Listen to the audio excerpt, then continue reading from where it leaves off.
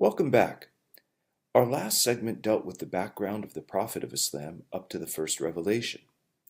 And now we'll discuss the spiritual significance of the events in the life of the Prophet from the first revelation to the conquest of Mecca. After the momentous divine revelation on Jabal an-Nur, the Prophet descended the mountain trembling and went to Khadija, his wife. When he told her what had happened, she believed it to be a message from God. Two others accepted Islam right away, the Prophet's cousin Ali and Abu Bakr. But soon this initial circle expanded to include various friends and acquaintances, until the Prophet was finally called upon by God to preach the message of Islam openly. As idol worship had by now become a central and deeply entrenched aspect of life in Mecca, the Prophet met with immediate resistance, which soon turned into outright persecution. The community in Mecca never numbered more than a few hundred during the 10 years of the Prophet's preaching there, but all members of the community were great saintly figures, and every one spent a third of the night in prayer. The hostility that ensued became so great that the Prophet sent a number of the Muslims to Abyssinia, where the Christian king gave them shelter, thus creating a friendly relationship between Islam and Christianity.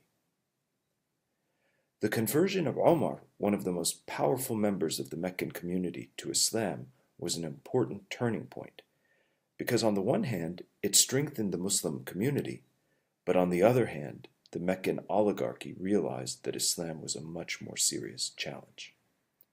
Since physical and other threats against the Prophet had been to no avail, the idol worshippers tried to cajole him by offering him the kingship of Mecca and vast wealth if he would only accept not to propagate his religion, since Islamic monotheism cut at the very basis of their power and wealth. It was a question of a challenge to the political and economic power of the Prophet's own family. The Prophet famously responded, "I swear by God, if they put the sun in my right hand and the moon in my left, on condition that I abandon this course before he, that is God, hath made it victorious, or I have perished therein, I would not abandon it."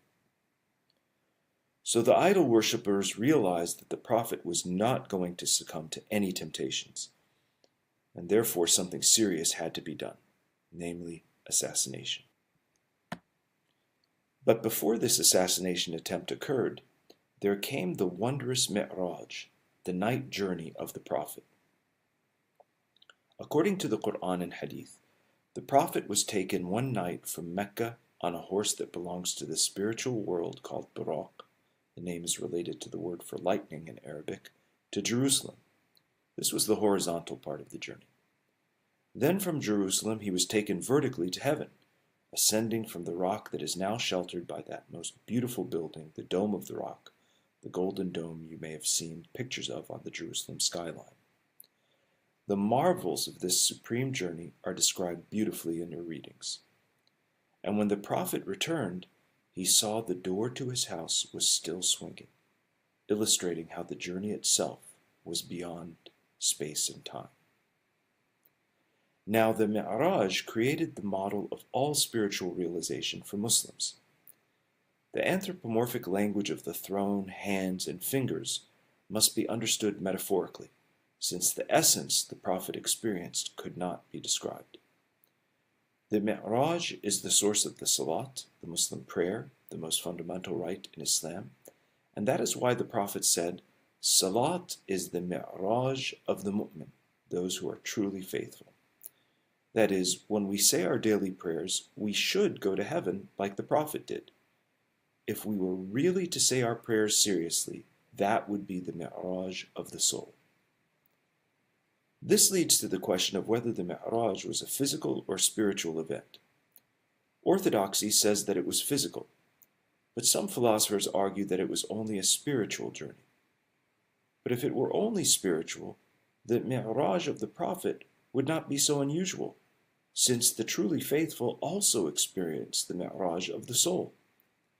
The bodily Mi'raj of the Prophet, like the bodily ascent of Christ to heaven and the resurrection of the body on the Day of Judgment, is the prototype of the participation of the body in our ultimate destiny.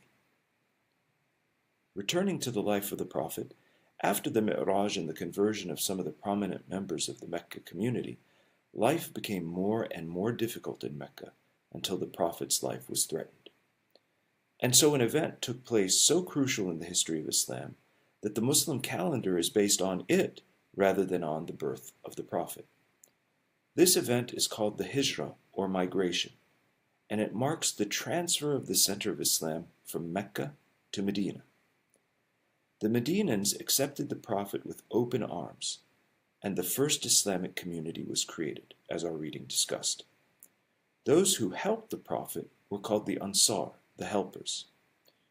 Within 11 years, the Prophet had unified the whole Arabian Peninsula.